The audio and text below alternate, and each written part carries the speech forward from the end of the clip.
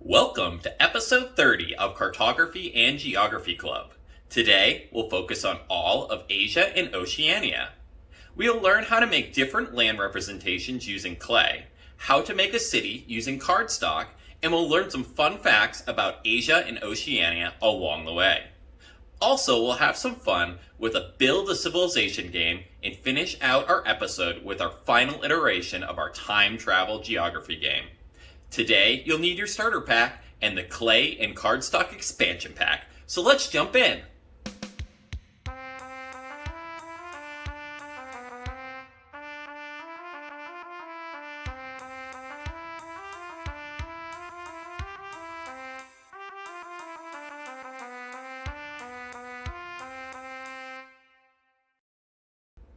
Welcome to Cartography. I'm your host, Mark. I'd like to start by letting you know one of my favorite summer activities is going to the beach. I like how the sand is hot and the water is cool. Make sure to let me know what your favorite summer activity is and why below so I get to know you better. Now let's get into cartography and geography. Do you know any historical facts about how today's Asia and Oceania countries came together? Asia and Oceania were settled through a combination of migration, exploration, and colonization. The settlement of Asia can be traced back to ancient times when early human migrations from Africa spread across the continent. Over thousands of years, diverse cultures and civilizations emerged, shaping the history and development of the region. Oceania, comprising thousands of islands scattered across the Pacific, witnessed a similar pattern of settlement. Indigenous people, such as the Polynesians, Melanesians, and Micronesians, navigated vast distances using sophisticated navigation techniques, settling and establishing vibrant societies in the islands. In more recent centuries, European exploration and colonization in both regions had a profound impact, resulting in the establishment of trading posts, colonies, and the spread of European influence. The settlements of Asia and Oceania represents a complex tapestry of human migration, cultural exchange, and historical events that continue to shape the diverse and dynamic societies of the regions today. Asia is the largest and most populous continent, covering about 30% of the Earth's landmass. It is located primarily in the Eastern Hemisphere and is bordered by the Arctic Ocean to the north, the Pacific Ocean to the east, the Indian Ocean to the south, and Europe and Africa to the west. Asia is characterized by immense geographical diversity, featuring vast plains, high mountain ranges, expansive deserts, and fertile river valleys. The continent is home to a wide range of climates, from the freezing Siberian tundra to the tropical rainforest of the Southeast Asia. Oceania, on the other hand, is a region comprising thousands of islands in the Pacific Ocean. It is divided into four subregions: Australasia, Melanesia, Micronesia, and Polynesia. Oceania's geography is characterized by volcanic islands, coral atolls, and extensive coastlines. The region is known for its stunning natural beauty with lush rainforests, pristine beaches, and diverse marine ecosystems.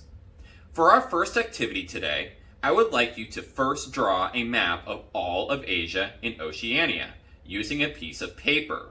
Once you are complete, use the clay to recreate the map you sketched. Here is how I would do it.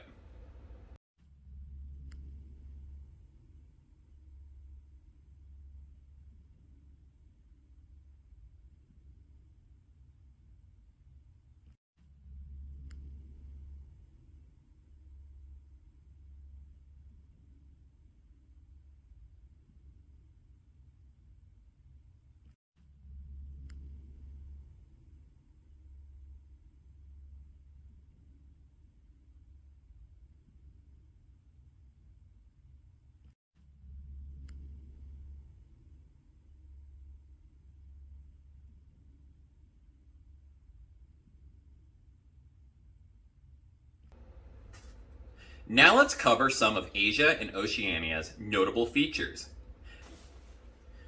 Mount Fuji, located on Honshu Island in Japan, is the highest mountain in the country and one of the most recognizable landmarks.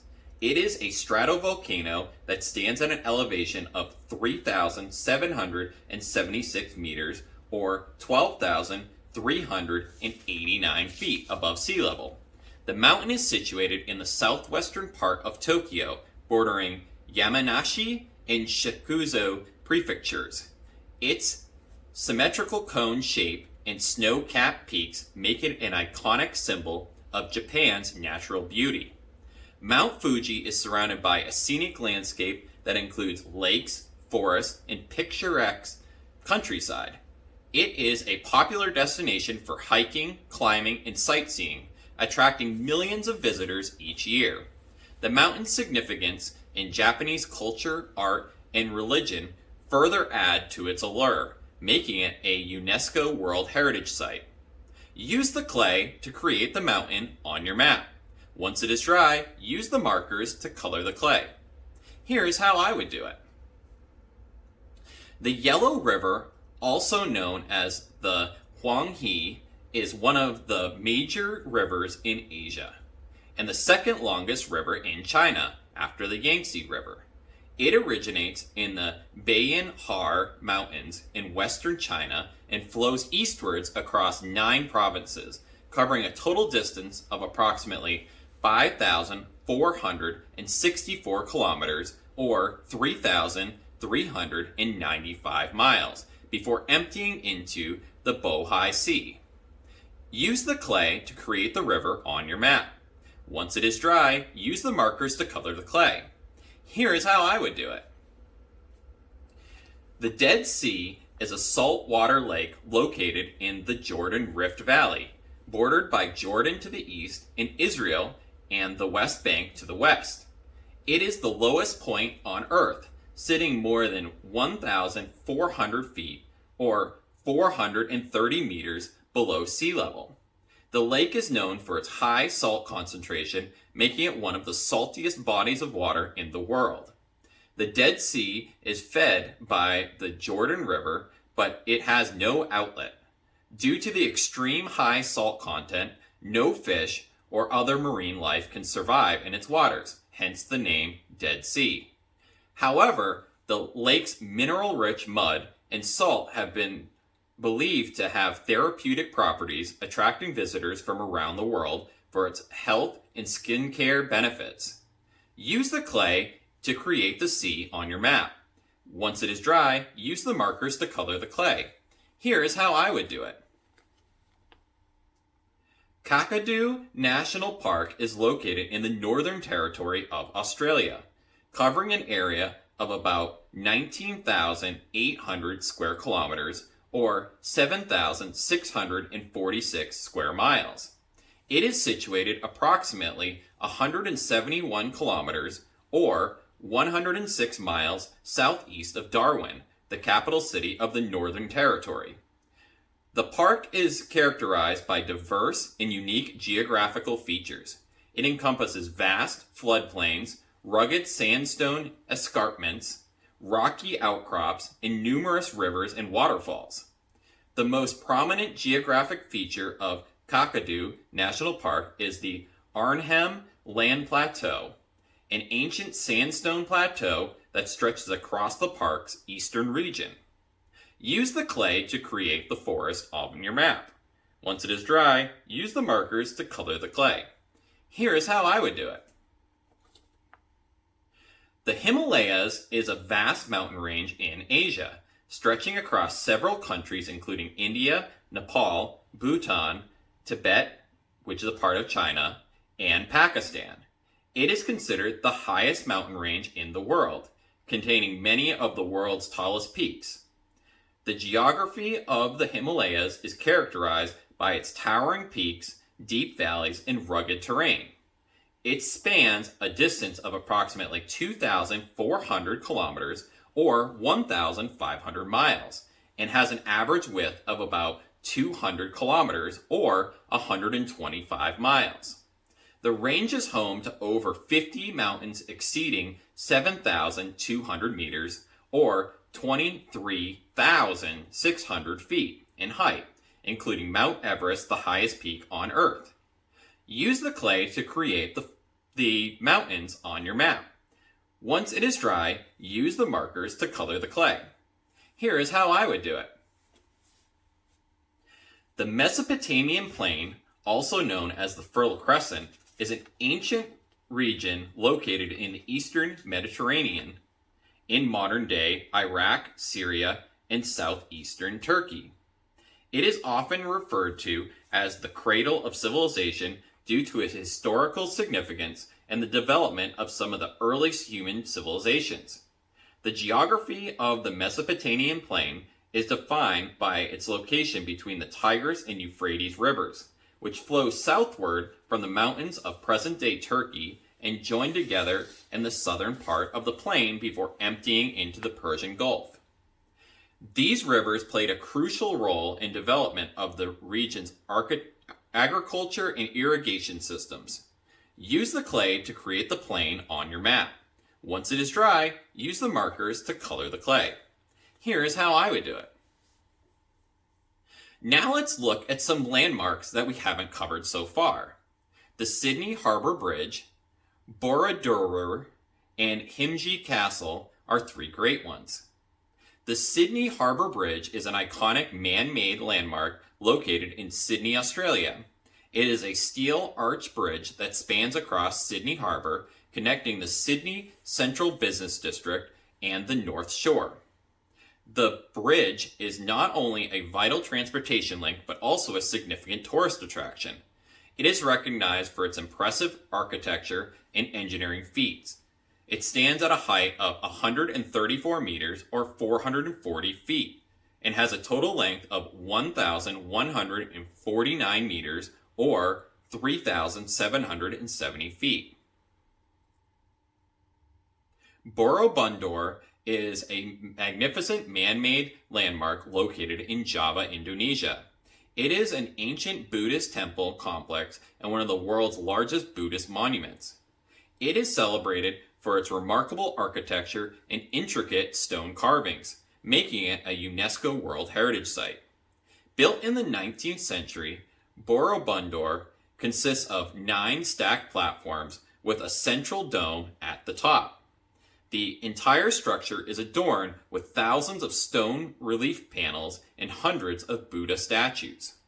The intricate carvings depict stories from Buddhist scriptures and serve as a visual narrative of Buddhist teaching. Himji Castle is a renowned man-made landmark located in Himji, Japan.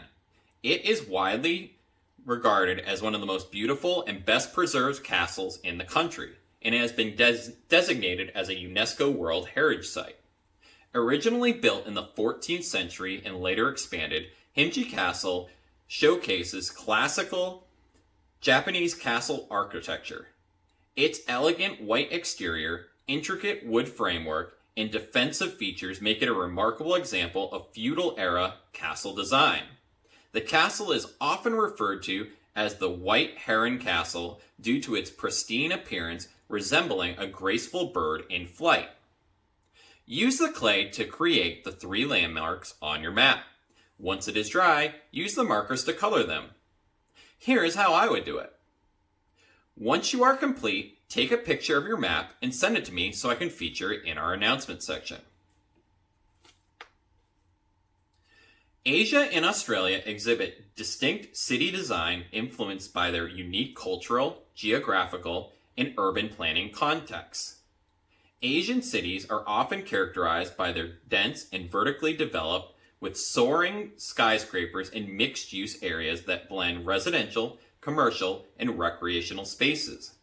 These cities strike a balance between preserving historical sites and embracing modern architecture, while emphasizing the integration of green spaces and efficient public transportation systems. In contrast, Australian cities are known for their spacious layouts, low population densities, and neighborhood planning that fosters a sense of community. They often prioritize the connection to nature, incorporating abundant green spaces and coastal influences into their urban designs. Car-centric transportation and a strong focus on coastal living are notable features of Australian cities. As for our next activity, use the cardstock with the markers to build a 3D city with elements from Asia and Australian architecture. Here is how I would do it. Once you are complete, please take a picture of your building and send it to me so we can feature it in our announcements section.